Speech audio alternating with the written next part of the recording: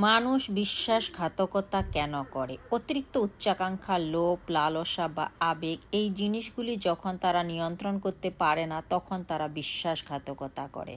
বিশ্বাসঘাতকতা মানে কি? বিশ্বাসঘাতকতা মানে হচ্ছে যখন আপনি যাকে বিশ্বাস করেন সে আপনাকে মিথ্যে বলে, আপনার সাথে প্রতারণা করে, আপনাকে বাজে কথা বলে বা নিজের স্বার্থকে প্রথমে রেখে আঘাত করে। বিশ্বাস তৈরি করতে কয়েক বছর সময় লাগে, তবে ধ্বংস হতে কয়েক সেকেন্ডও সময় লাগে না। বিশ্বাসঘাতকতা নিয়ে সবচেয়ে খারাপ জিনিস হচ্ছে যে এটা তার কাছ থেকে আসে যার উপরে তুমি পুরোপুরি বিশ্বাস করতে। প্রতিটি বিশ্বাসঘাতকতা বিশ্বাস দিয়ে শুরু হয়। একটি ভালো ব্যক্তিকে ঠকানো হিরে ছুঁড়ে পাথরের টুকরো তোলার সমান। দুজন ব্যক্তি যারা একবার খুব কাছাকাছি ছিলেন বিশ্বাসঘাতকতার মাধ্যমে অপরিচিত হতে পারেন।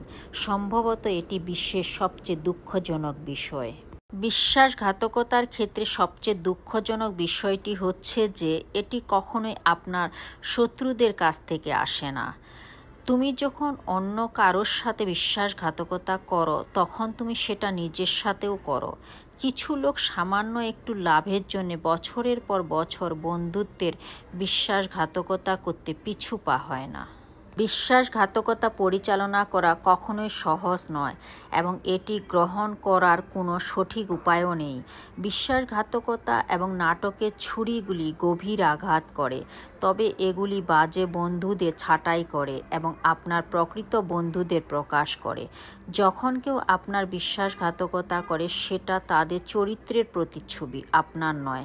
যে আপনার সঙ্গে একবার বিশ্বাসঘাতকতা করেছে সে দ্বিতীয়বারও করতে পারে।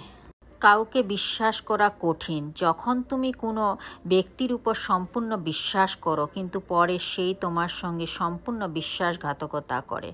নীরবতা সত্যিকারের বন্ধু যে কখনো বিশ্বাসঘাতকতা করে না।